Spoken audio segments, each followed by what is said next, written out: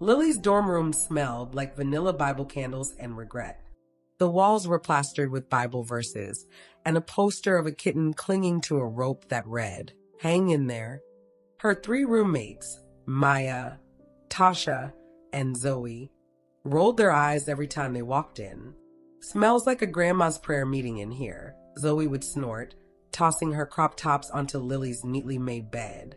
Lily didn't care. She liked her gray sweaters, her braided hair, and her 6 a.m. Sunday church routines. Her mom had warned her about college. "Not everyone's going to love Jesus like you do, baby. Stay strong." But Lily hadn't expected her roommates to call her Sister Mary, or mock her for refusing to go to frat parties. What's the point of being 19 if you're not getting drunk or laid? Tasha once laughed, smearing glitter on her eyelids. Everything changed when Jake walked into the campus coffee shop where Lily worked. He was tall, with messy brown hair and a faded band t-shirt. His smile was soft, not cocky. Can I get a caramel latte?"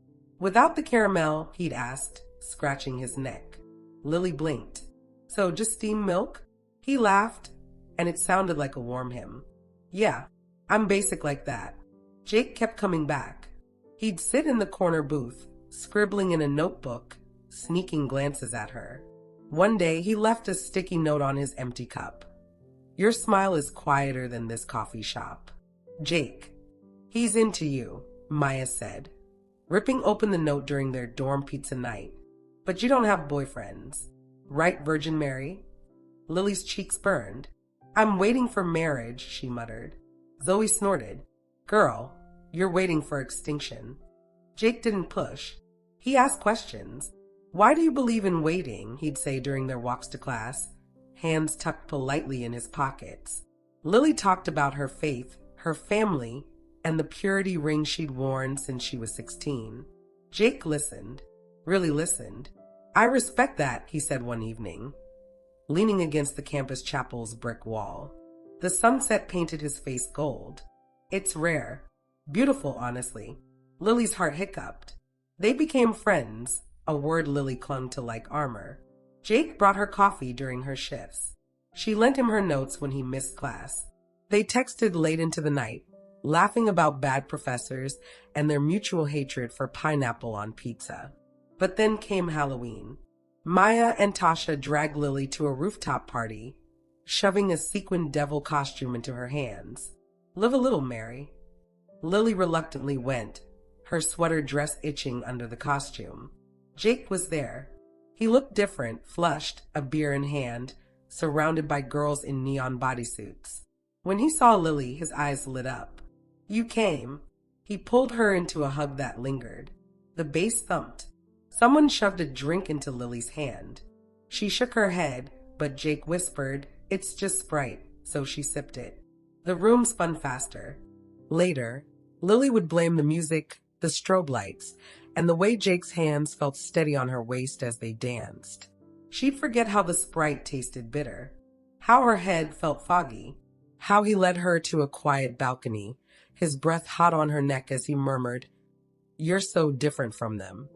She said no. He said, "It's okay. I'll wait." But he didn't. When Lily missed her period, she told herself it was stress. She'd been working double shifts, skipping meals. But then came the nausea, the dizzy spells. The dollar store pregnancy test she bought during her lunch break turned pink in the dorm bathroom. Maya walked in. "Oh, my God," she hissed, snapping a photo before Lily could flush the test. By sundown, the entire dorm knew. "Sister Mary's having Jesus 2.0, someone shouted in the hallway. Jake stopped answering her calls. When she finally cornered him outside the library, his face turned cold. "Why are you assuming it's mine?" he spat. Lily froze. "You're the only one I ever." "Look, I'm not ready to be somebody's dad," he snapped. "Take care of it or don't." "Not my problem." The girls in the dorm left pamphlets for abortion clinics on her bed. "We'll go with you," Tasha said, too sweetly. Lily ripped them up. Her parents' voices on the phone were sharp with tears. "How could you?" her mom cried. "We raised you better." Lily stopped going to class. She hid under her quilt, clutching her Bible while her roommates partied downstairs. One night, she overheard Maya laughing. Told you her good girl act was fake. Now she's just another baby mama. The worst part wasn't the shame. It was the silence. God didn't answer her prayers anymore. Lily's days blurred into one long, gray haze. She stopped wearing her purity ring. It sat on her desk like a tiny silver judge. Her Bible collected dust. The only thing that moved her now was the tiny flutter in her belly, a cruel reminder that life was still happening, even when hers felt over. One rainy afternoon, she dragged herself to the campus clinic. The nurse, a woman with kind eyes and a name tag that read Deborah, slid a box of tissues toward her. "Have you thought about your options, honey?" Lily stared at the ultrasound screen. A tiny, bean-shaped shadow flickered. A heartbeat. Her own heart cracked. "I'm keeping it," she whispered. Deborah nodded. "You'll need help. Family? Friends?" Lily laughed. A hollow, broken sound. The dorm turned vicious. Someone taped a handwritten sign on her door, "Future Welfare Mom." Her roommates accidentally played loud videos of crying babies during finals week. Even her church group distanced themselves. "We'll pray for you," the campus pastor said stiffly, avoiding her eyes. The only person who didn't treat her like a ghost was Mrs. Patel, the grumpy cafeteria lady. She'd slip Lily extra mashed potatoes and mutter eat. For the baby. Once, she even gave her a jar of pickles. "Craving season," she'd said, like it was a medical fact. But Lily's real lifeline came from an unlikely place, the campus janitor, Mr. Hank. A Vietnam vet with a limp and a love for old rock bands, he'd find her crying in empty classrooms and say, "Ain't no storm that lasts forever, kid." He didn't ask questions, just handed her peppermints and told stories about his grandkids. Jake, meanwhile, became the dorm's villain, but only behind closed doors. Publicly, he played the victim. "She trapped me," he told his buddies at the gym, loud enough for others to hear. Girls like her act all innocent, but they're the craziest. One night, Lily confronted him outside his dorm. Rain soaked her sweater as she hissed, "You lied. You said you'd wait." Jake smirked, his earlier humble act gone. "You think you're special? I banged Tasha too. Ask her." Lily's knees buckled. Tasha? Her roommate? The one who'd mocked her for weeks? Later, Tasha shrugged when Lily stormed into their room. "What? He was into me first. You just took longer to crack." She blew on her nail polish. "Besides, you should have known better. Boys like Jake? They get bored with good girls." That night, Lily packed her bags. She moved into a dingy studio apartment off campus, paid for by maxing out her student loans.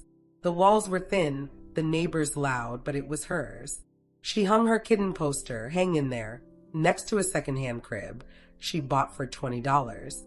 Her part-time job at the coffee shop fired her. Customers complained, her boss said, not meeting her eyes. Lily knew the truth. Jake's new girlfriend worked there now, a bubbly art major who wore Lily's old apron like a trophy. Desperate, Lily took a night shift at a 24-hour diner. It smelled like grease and regret, but the tips were decent. Her swollen feet ached, and her uniform barely buttoned over her belly. But she kept going. One regular, a trucker named Lou, always left her $10 and a dad joke. Why don't eggs tell jokes? They'd crack up. Lily's first smile in months felt like breaking glass. Then, at 7 months pregnant, the cramps hit. She was refilling ketchup bottles when a sharp pain ripped through her. She stumbled, knocking over a syrup dispenser. Lou carried her to his truck, shouting, "Hold on, kid," as he sped to the hospital. The doctor stopped the early labor, but Lily had to stay on bed rest. No work, no income. The fear was suffocating. But the next day, Lou showed up at her apartment with a casserole, a pack of diapers, and a stuffed dinosaur. "For the little dude," he grunted. Mr. Hank brought her class notes. Even Mrs. Patel sent a Tupperware of lentil soup via a confused Uber driver. Lily cried into the soup. It was spicy, just like her tears. Lily gave birth to Grace in a cold hospital room, her parents glaring from the doorway. "You've shamed us," her father said, tossing a $20 bill on the bed. "Don't come home." She dropped out of college and moved into a shelter, Grace's cries mixing with her own. She stopped praying. Where was God when Jake pinned her down? When did her friends betray her? She ripped her Bible, page by page, and burned her purity ring in a soup can. Tasha and Zoe visited the shelter, smirking. "Still playing victim?" Tasha sneered, tossing a bag of old baby clothes. "Jake said you begged for it. Guess even good girls get desperate." Lily's fist clenched. "You knew what he'd do. You thought you were better than us. Now look at you, homeless with a screaming brat." Grace wailed. Lily's heart turned to stone. One rainy day, a lady in a red blazer stormed into the shelter. "Who's Lily Turner?"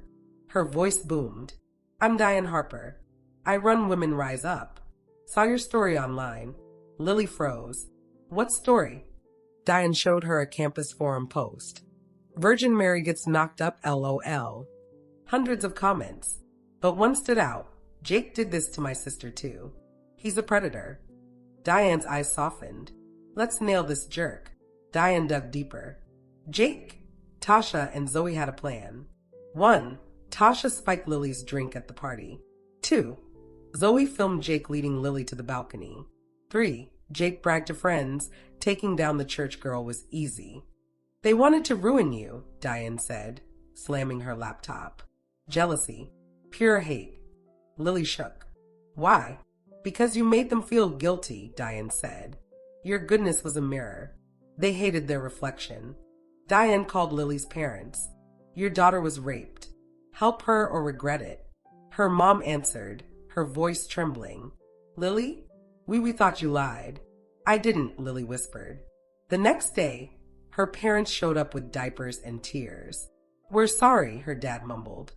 "We failed you." Diane stormed the police station with evidence. Text between Jake, Tasha, and Zoe planning the Virgin takedown. Videos of Jake admitting to other assaults. Witnesses, 3 girls from Jake's past, all scared silent until now. At the trial, Tasha tried to lie. Lily wanted it, but Zoe cracked first. "Jake paid us," she sobbed. $500 each. Said it'd be fun to break her. The judge's gavel cracked. Guilty. 15 years for Jake. 8 for Tasha and Zoe. Lily stood outside the courthouse, Grace giggling in her arms. Reporters shouted, "How do you feel?" She smiled. "Stronger." Diane hugged her. "What's next?" Lily enrolled in online classes. Diane hired her at Women Rise Up. Her parents babysat Grace, their guilt turning into love. Months later, Lily bumped into Maya, the only roommate who never joined the bullying. "I'm sorry," Maya said. "I was scared of them too." Lily handed her a flyer for her new project, Survivor Scholarships for Moms. "Be scared of this," she winked. Grace blew a raspberry. They laughed. Well, church girl still won, even though it was a rough one.